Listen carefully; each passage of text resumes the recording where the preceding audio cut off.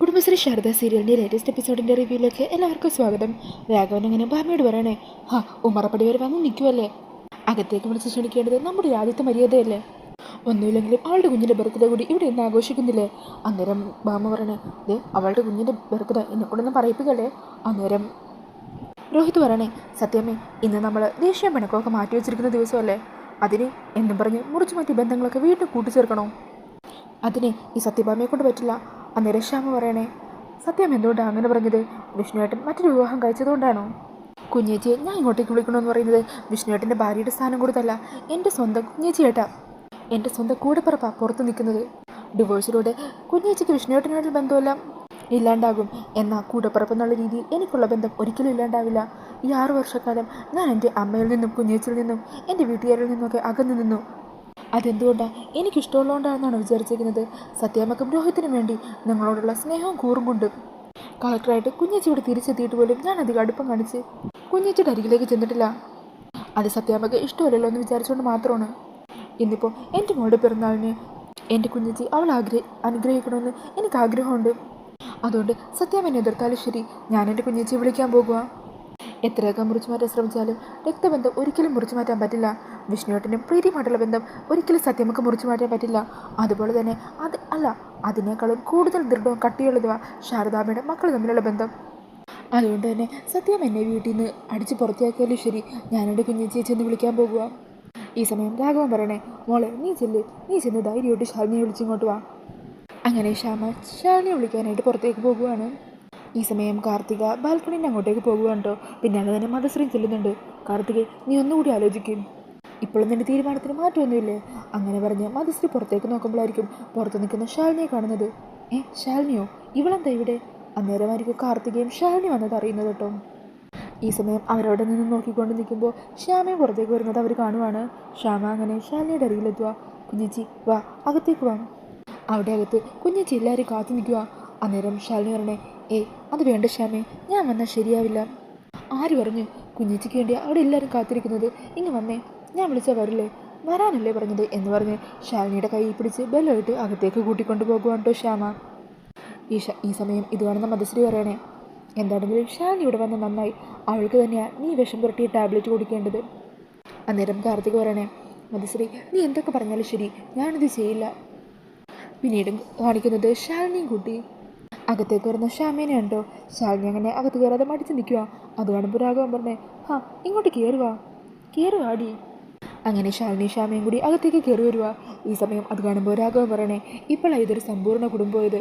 അത് കേൾക്കുമ്പോൾ ഭാമ പറയണേ, പിന്നെ സമ്പൂർണ്ണ കുടുംബം എന്ന് പറഞ്ഞ് ശാലിനിക്ക് നേരെ മുഖം തിരിക്കുക കേട്ടോ. ഈ സമയം അകത്തേക്ക് വന്ന ശാലിനി വിഷ്ണുവും തമ്മിൽ ഇങ്ങനെ പരസ്പരം മുഖാമുഖം നോക്കിക്കൊണ്ട് നിൽക്കുവാണ്. പിന്നീട് വീണ്ടും മധുശ്രീനെയും കാർത്തികേനെയും ആണോ കാണിക്കുന്നത്. കാർത്തികേ, നിൻ്റെ തീരുമാനം ഉറപ്പാണോ, അതിലിനി മാറ്റമൊന്നും ഉണ്ടാവില്ലേ.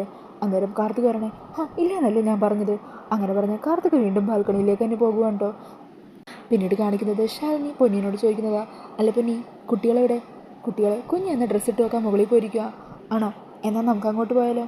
അതിനെന്താ, കുഞ്ഞു വാ. അങ്ങനെ പറഞ്ഞ് പൊന്നി ശാലിനിയും കുട്ടി മുകളിലേക്ക് പോകുവാണ്. ഈ സമയം വീണ്ടും മധുശ്രീ കാർത്തികയുടെ അരികിലേക്ക് ചെല്ലുവാണ് കേട്ടോ. അന്നേരം ഒരിക്കും മുറ്റത്തൊരു പോലീസ് ജീപ്പ് വന്ന് നിൽക്കുന്നത് അവർ രണ്ടാളും കാണുന്നത്. അങ്ങനെ ജീപ്പിൽ നിന്നും പോലീസുകാരും ജയശങ്കറും പുറത്തിറങ്ങുന്നത് കാണുവാണ്ടോ. അത് കാണുന്നത് കാർത്തികയാണെങ്കിൽ ആകെ അങ്ങ് ഞെട്ടിത്തെറിച്ച് നിൽക്കുക.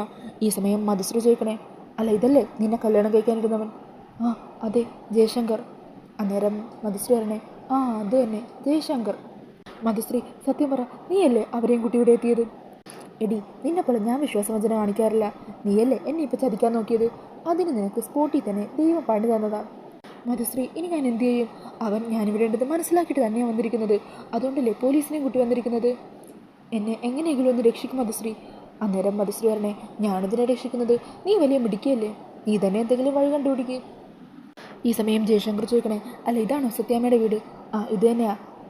ഈ സത്യഭാമ എന്ന് പറയുന്നവരെ ഇവിടുത്തെ ഒരു മാടമ്പയാ. ഇവിടെ എന്തോ ആഘോഷം മറ്റോ നടക്കുവാൻ തോന്നുന്നു. അങ്ങനെ കയറി ചെല്ലുന്നത് മര്യാദയല്ല.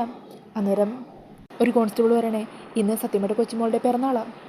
ഈ സമയം ജയശങ്കർ പറയണേ, അതിന് നമ്മൾ അറസ്റ്റ് ചെയ്യാനോ മറ്റോ അല്ലല്ലോ പോകുന്നത്.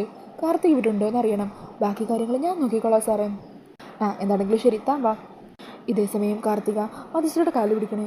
മധുശ്രീ പ്ലീസ്, എങ്ങനെയെങ്കിലും എന്നെ ഇതിൽ നിന്ന് രക്ഷിക്കുക. ഞാൻ നീ പറയുന്ന എന്ത് വേണമെങ്കിലും ചെയ്തോളാം. എന്ത് വേണമെങ്കിലും ചെയ്യോ. ആ ചെയ്യാം. അങ്ങനെയാണെങ്കിൽ ഈ മരുന്നിൻ്റെ കാര്യം നീ പറഞ്ഞതുപോലെ തന്നെ ഞാൻ ചെയ്തോളാം. ശരി, അങ്ങനെയാണെങ്കിൽ ഈ പ്രശ്നം ഞാൻ ഒരു പൂ പറിക്കുന്ന ലാഘവത്തോടെ പരിഹരിച്ചു തരാം. പക്ഷേ പിന്നെ നീ വാക്ക് മാറരുത്. ഇല്ല, നീ പറയുന്നത് എന്തായാലും ഞാൻ ചെയ്തോളാം. അത് കേട്ട് സന്തോഷിച്ച് നിൽക്കുവാൻ കേട്ടോ മധുശ്രീ. പിന്നീട് കാണിക്കുന്നത് പോലീസുകാർ ജയശങ്കറിനെ കൂട്ടി അകത്തേക്ക് വരുവാണ്. എന്താ സാർ, എന്താ കാര്യം എന്ന് രോഹിത് ചോദിക്കുക. അന്നേരം പോലീസുകാരനെ, സോറി, ഞങ്ങൾ ഈ ഫംഗ്ഷൻ ഡിസ്റ്റർബ് ചെയ്യാനൊന്നും വന്നതല്ല. ഒരു ചെറിയ വിവരം അറിയണം. ഒരു പെൺകുട്ടി മിസ്സിംഗ് ആണ്. ആ പെൺകുട്ടിയെ നിങ്ങൾ ആരെങ്കിലും ഇവിടെ എവിടെയെങ്കിലും വെച്ച് കണ്ടിട്ടുണ്ടോ എന്നറിയണം. അതൊന്ന് ചോദിച്ചറിയാൻ വന്നതാ. എടോ, ആ ഫോട്ടോ കാണിച്ചു കൊടുക്ക്. അങ്ങനെ ആ ഫോട്ടോ എടുത്തിട്ട് ജയശങ്കർ അത് ഭാമയുടെ കയ്യിലേക്ക് കൊടുക്കുവാണ്. ഭാമയുടെ കയ്യിൽ നിന്ന് വിഷ്ണുവും രോഹിത്തും രാഘവനും എല്ലാവരും മാറി മാറി ആ ഫോണിലേക്ക് നോക്കുവാണ് കേട്ടോ. ഈ സമയം മുകളിൽ നിന്ന് ഇതൊക്കെ കാണുന്ന കാർത്തിക ടെൻഷനോടുകൂടി നിൽക്കുമായിരിക്കും. ഈശ്വര, എല്ലാം തീർന്നു, എല്ലാ നാടകങ്ങളും പൊളിഞ്ഞു എന്ന് പറഞ്ഞ് ടെൻഷൻ അടിച്ച് നിൽക്കുക കാർത്തിക. അന്നേരം ഭാമ ചോദിക്കണേ, ഇതിലെവിടെയുടെ ഫോട്ടോ? അങ്ങനെ പോലീസുകാരൻ ഫോൺ വാങ്ങി നോക്കുവാണ് കേട്ടോ. അങ്ങനെ ഫോൺ കൈമാറുന്നതിൻ്റെ ഇടയിൽ ഡിസ്പ്ലേ നോക്കി ഫോൺ ഓഫായി പോയി. അന്നേരം ജയശങ്കർ അയ്യോ സോറി എന്ന് പറഞ്ഞ് വീണ്ടും ഫോണിൽ നോക്കി ഫോട്ടോ എടുത്തിട്ട് അത് ഭാമയുടെ കയ്യിലേക്ക് കൊടുക്കാൻ തുടങ്ങുമായിരിക്കും. ഈ സമയം വേഗം തന്നെ മധുശ്രീ തട്ടിയെടുത്ത് വാങ്ങുവാണ്. എന്നിട്ട് പറയണേ, ഞാനൊന്ന് നോക്കട്ടെ സത്യാമ്മേ. അങ്ങനെ പറഞ്ഞ് ഫോണിൽ പിടിച്ച് നോക്കിക്കൊണ്ട് നിൽക്കുവാട്ടോ മധുശ്രീ. അന്നേരം ഭാമ പറയണേ, നീ എന്തായി കാണിക്കുന്നത്? ആ ഫോണിൽ തന്നെ. അന്നേരം മധുശ്രീ പറയണേ, ഈ കുട്ടിയെ എനിക്കറിയാം. ഞാൻ കുറച്ചു മുമ്പ് ഈ കുട്ടിയോട് കണ്ട് സംസാരിച്ചേ ഉള്ളൂ.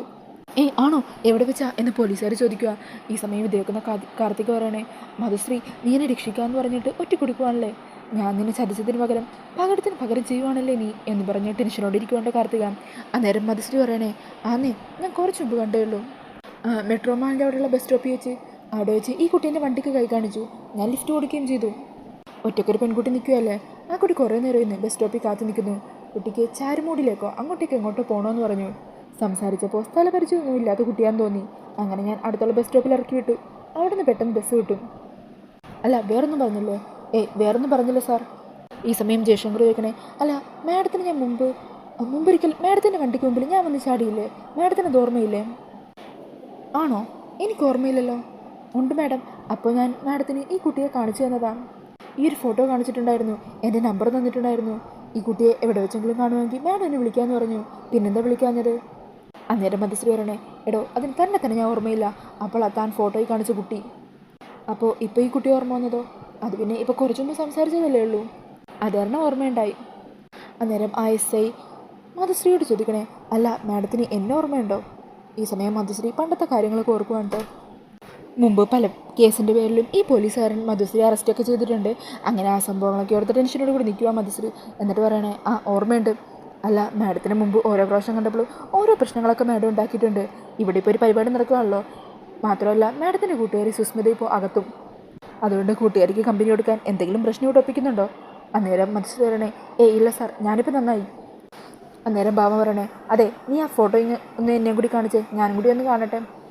ഈ സമയം മനസ്സിൽ പറയണേ, ഈശ്വര, സത്യം ഈ ഫോട്ടോ കണ്ട എല്ലാം തീർന്നു. കാർത്തികയുടെ കാര്യം പോക്കാം. അവളുടെ മാത്രമല്ല എൻ്റെ കാര്യം പൊളിയും. ഇവിടെ അടുത്തുള്ള കാർത്തികയെ ഇവരിൽ നിന്ന് മറച്ചു വെക്കാൻ ഞാൻ ശ്രമിച്ചത് എന്താണെന്ന് സത്യാമ്മ ചോദിക്കും. അതോടെ കാർത്തികയ്ക്ക് പിന്നെ കളിക്കുന്നത് ഞാനാണെന്ന് എല്ലാവർക്കും മനസ്സിലാകും. അങ്ങനെ കാർത്തികയോട് ഔട്ടാവും. ആ ശാലിനിക്ക് വിഷ്ണുവിനെ വീണ്ടും തിരികെ കിട്ടുകയും ചെയ്യും.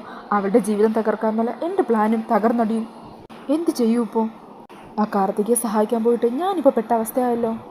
ഈ സമയം മധുശ്രീയുടെ കയ്യിൽ നിന്ന് ഭാമ തട്ടിപ്പറിച്ച് ഫോൺ വാങ്ങുവാണ്. അപ്പോഴേക്കും ഫോൺ ഓഫായി പോകുവാണ് കേട്ടോ. അന്നേരം ഭാമ പറയണേ, ഈ ഫോണൊന്ന് ഓണാക്കി തന്നെ.